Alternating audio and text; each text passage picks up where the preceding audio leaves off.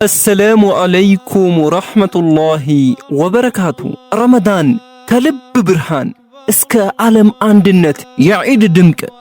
رمضان ببليونوች የሚቆጠሩ አማኞች ልብ ውስጥ በጉጉት የሚጠበቅ በጨረቃ አቆጣጠር 9ኛው ወር ነው። ይህ ወር ተራ የጊዜ ስሌት አይደለም። ለሙስሊሞች የነፍስ መታደሻ፣ የርህራሄ መፍለቂያና የወራት ሁሉ ቁንጮ ነው። ረመዳን የቁርአን ወር፣ የእስልምና እምነት መመሪያ የሆነውን ቅዱስ ቁርአን ከመለኮታዊ መንበር ወደ ምድር የወረደው በዚህ ታላቅ ወር ነው።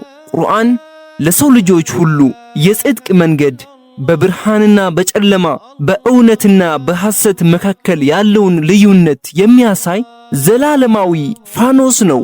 በዚህ ወር ሰማያት ይከፈታሉ፣ ምድራዊ ጭንቀቶች በመንፈሳዊ እርካታ ይተካሉ። የጾም ግዴታ ከእስልምና 5 ማዕዘናት አንዱ የሆነው ጾም የሚተገበረው በዚህ በረመዳን ወር ነው። ጾም ማለት መከልከል ማለት ሲሆን ከምግብ፣ ከመጠጥ፣ ከስጋዊ ፍላጎት መታቀብ ብቻ ሳይሆን ምላስን ከሐሜት፣ ልብን ከክፋት ማጽዳት ነው። ይህ ግዴታ ደግሞ የአካል ብቻ ሳይሆን ይህን ጾም የአንድ ወር ፍጻሜውን ሲያገኝም በሁሉም ዘንድ ለዓመት አላህ ያገናኘን በማለት በደስታው ቀን ዒድ ሁሉም በመሰባሰብ በታላቅ ደስታ ያሳልፉታል። ረመዳን መንፈሳዊ ትርጉሙ እጅግ ጥልቅ ነው። በዚህ ወር የጀነት በሮች በሰፊው ይከፈታሉ፣ የጀሃነም በሮች ይከረቸማሉ፣ ሰይጣናትም በሰንሰለት ይታሰራሉ። ይህ ማለት ለሰው ልጆች ወደ መልካምነት ለመመለስ ትልቁ አጋጣሚ ነው።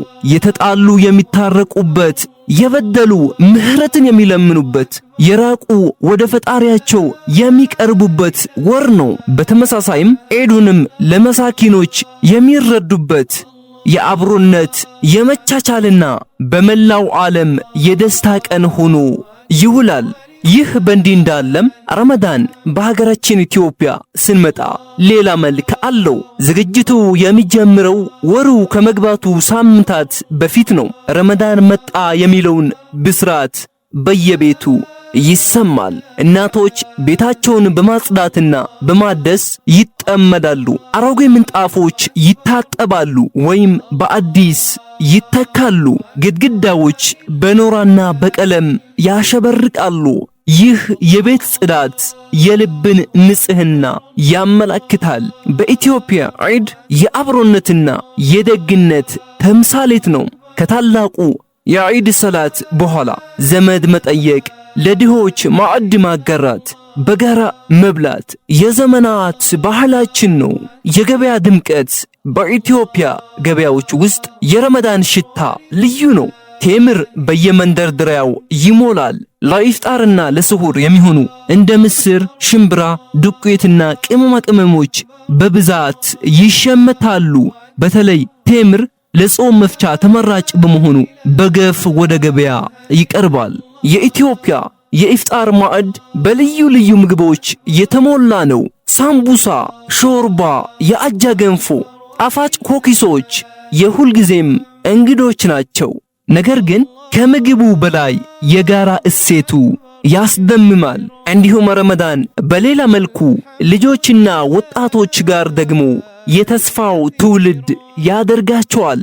ረመዳን በልጆች አይን ልዩ ዓለም ነው። አቅማቸው ያልደረሰ ሕፃናት ከትንሽ ሰዓታቶች በላይ መጾም የተለመደ ነው። ልጆች በማናቸውም መንገድ ጫና አይደረግባቸውም። ለሌሎች ድርጊቶች በተጨማሪም በየቀኑ ጾም ውስጥ ልጆች በረመዳን ውስጥ የመሳተፍ ልማድ አላቸው። የረመዳን ጾም ሲጠናቀቅም ለችግረኞች፣ ለአቅመ ደካሞች ለዒዳቸው የሚሆን ስጦታ ለመለገስ ገንዘብ ለመሰብሰብ ይሞክራሉ። ካላቸውም አልባሳት በመቀነስ ዒዳቸውን በደስታ እንዲያሳልፉ ጉልህ አስተዋጽኦ ያደርጋሉ። ከዚህ በተጨማሪም ረዘም ያሉ የአምልኮ ልማዶች ማለትም ዱዓ የሚደረግበት፣ ቁርአን የሚቀራበትና መረዳዳትን እንዲሁም የበጎ አድራጎት ስራዎችን እንዲሰሩ ይበረታታሉ። በረመዳን እንዲሁም በልጆች ዘንድ ፈገግ የሚያሰኘው ተግባር ጾመኛ መሆናቸውን ዘንግተው ውሃ ሲጠጡ ማየት የረመዳን አንዱ አስቂኝና ጣፋጭ ትዝታቸው ነው። ለልጆች ወላጆች በዚህ ወር እጅግ ታጋሾች ናቸው። ልጆች ጥፋት ቢያጠፉ እንኳን አይቆጡም። ይልቁንም በሰከነ መንፈስና በመንፈሳዊ ምክር ይገስጿቸዋል። ይህ ሂደት በልጆች ስነ ልቦና ውስጥ ረመዳን የፍቅር፣ የሰላም፣ የአንድነት ወር መሆኑን ይቀረጽባቸዋል። ወጣቶች ደግሞ የረመዳን ሞተሮች ናቸው። በመስጂዶች ውስጥ የኢፍጣር ዝግጅቶችን በማስተባበር ለችግረኞች ምግብ በማሰባሰብና በማብሰል በማከፋፈል እንዲሁም ማታ ላይ የተራዊህ ሰላቶችን በማስተባበር የቁርአን ንባብ ውድድሮችን በማዘጋጀት ይሳተፋሉ። የዚህ ወር ስልጠና ወጣቱን ወደ በጎ አድራጎትና ወደ ማህበራዊ አገልግሎት ይመራዋል። ከኢትዮጵያ ወጣ ብለን ወደ ጎረቤት ሱዳን ስንሻገር ደግሞ የጋራ ኢፍጣር ትርጉም ይሰጠዋል። በሱዳን ባህል መሰረት ማንም ሰው ብቻውን ቤት ውስጥ አያፈጥርም። ሰዎች ምግባቸውን ይዘው ወደ ጎረቤቶቻቸው በማምራት በአብሮነት ያፈጥራሉ። መንገድ ላይም ቢሆን ለረፈደባቸው የሚያልፉ መንገደኞችን አስቁመው ካላስፈጠርን ብለው የሚለምኑበት ትዕይንት እጅግ ልዩ ያደርገዋል።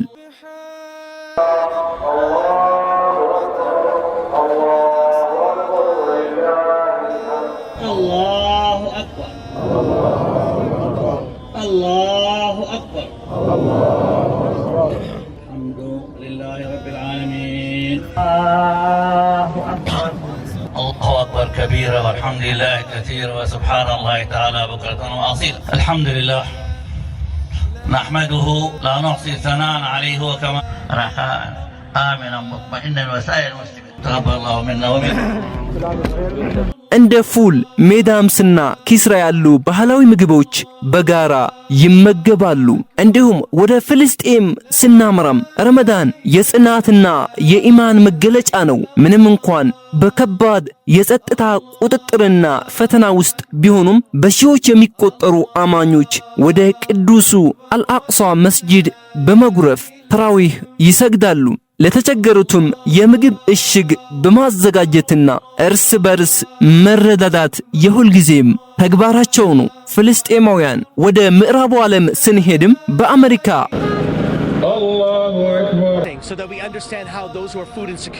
ረመዳን ለሙስሊሞች ጾም ብቻ አይደለም። እነዛ ምግብ የሌላቸው ምስኪኖች እንዴት እንደሚኖሩ እንረዳላቸዋለን። ይህን ስንተገብር ወደ ፈጣሪያችን አላህ ከልብ ሆነን እንቀርብበታለን።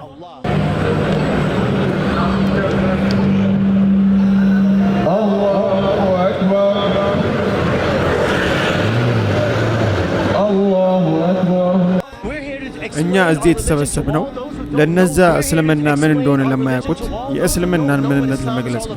እስልምና የሰላም ሃይማኖት ነው። My beautiful beloved brothers and sisters, thank you so much for coming out, supporting as well too. We are about to bring and deliver our Taraweeh in Times Square program. To Times Square. I said don't need Times Square. This place don't need no more money. This place don't need no more money, mashallah.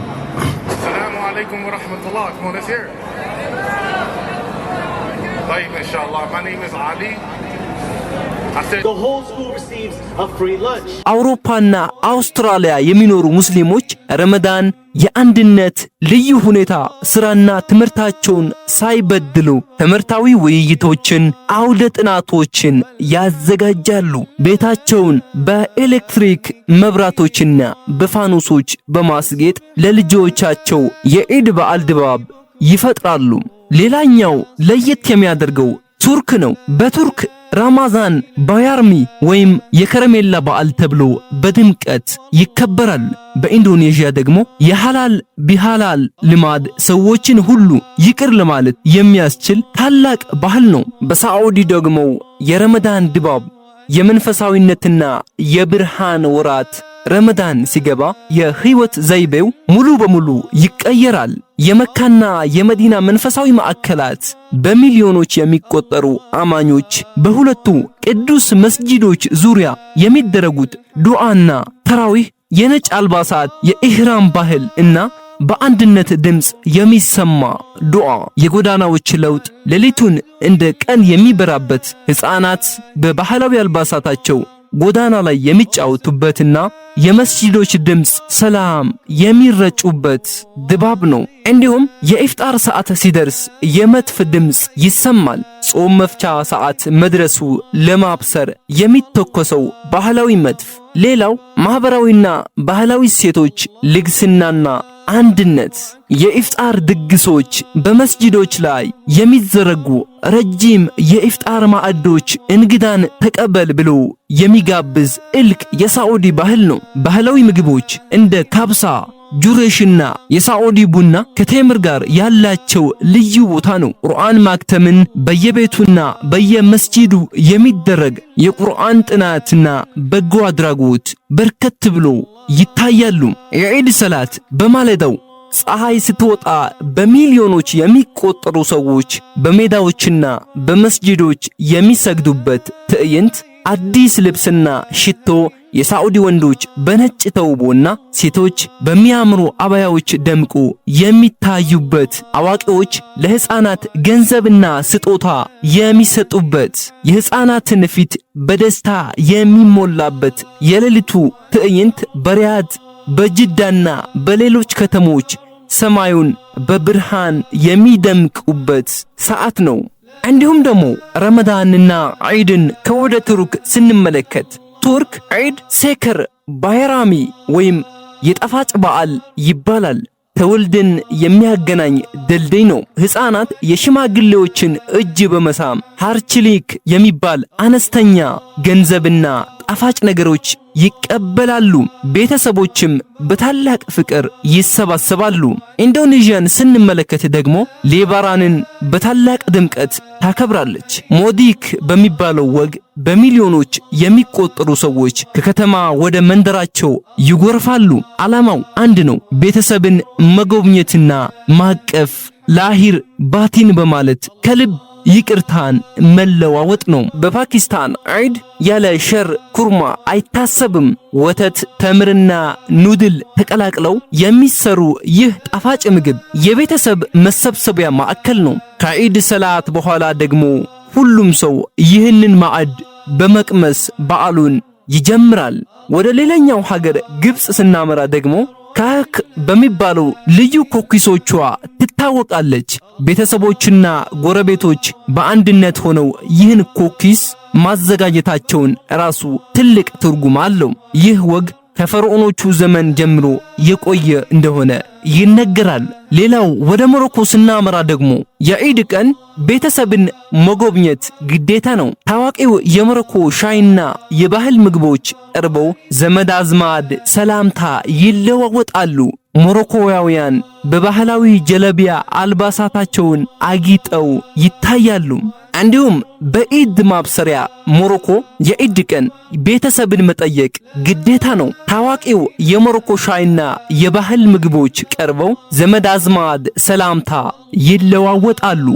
ረመዳንና ዒድን በቻይና ስንመለከት ደግሞ በቻይና የሚኖሩ ሙስሊሞች ዒድን በራሳቸው ለየት ባለ መንገድ ያከብራሉ። ከሰላት በኋላ ለመስኪኖች ምግብ በማከፋፈልና የታላላቆችን መቃብር በመዘየር ትልቅ የበጎ አድራጎት ሥራ ይሰራሉ። እንዲሁም በናይጄሪያ ዒድ ታላቅ የሕዝብ ትርኢት ነው። በተለይ በሰሜናዊ ከተሞች ፈረሰኞች ባህላዊ አልባሳት አጊጠው በሚያደርጉት ሰልፍ ዱርባር ታላቅ ድምቀት ይፈጥራል። መላው ሕዝብ በአደባባይ ወጥቶ በዓሉን ያከብራል። የረመዳን ፍጻሜ ሲቃረብ መንፈሳዊነቱ ይበረታል። በመጨረሻዎቹ 10 ቀናት ምዕመናን ኢዕቲካፍ ይገባሉ። ይህ ማለት ከሰው ተለይቶ በመስጂዶች ውስጥ በመቀመጥ አላህን ብቻ ማውሳት ነው። ከሺህ ወራት የምትበልጠው ለይለቱል ቀድርን ፍለጋ ሌሊቶች በሰላትና በዱዓ ይታለፋሉ። ጾሙ ሊጠናቀቅ 1 ወይም 2 ቀን ሲቀረው ዘካቱል ፊጥር ይወጣል። ይህ ጾማችንን ከጉድለት የሚያጸዳና በዒድ ቀን ምስኪኖች እንዳይራቡ የሚያደርግ ግዴታ ነው። ፍቅር በተግባር የሚገለጽበት የመጨረሻው የረመዳን ስጦታ ነው። ረመዳን ያልፋል፣ ነገር ግን ትቶልን የሚሄደው ትምህርት ዘላቂ ነው። ትዕግስት፣ ርህራሄ፣ ለምስኪኖች ማሰብና ከአላህ ጋር መገናኘት። ረመዳን ሲወጣ አብሮነትን መውጣት የለበትም። አላህ ሱብሓነሁ ወተዓላ ጾማችንን ይቀበልን፣ ለሚቀጥለው ዓመት በሰላም ያድርሰን። ውድ ተመልካቾቻችን ከረመዳን እስከ ኢድ ከሀገራችን እንዲሁም በዓለም አቀፍ ያሉ ሙስሊሞች በምን መልኩ እንደሚያሳልፉት በሰፊው ዳሰናል።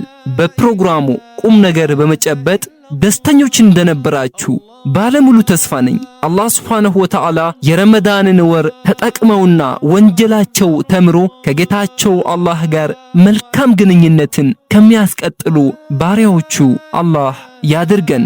ዝግጅቱ ወደ እናንተ በማድረሱ እኔ ቢላል ደጉ አብሬያችሁ ቆይታ አድርጌ ነበር። በድጋሚ ዒድኩም ሰዒድ። አሰላሙ አለይኩም ወራህመቱላሂ ወበረካቱ።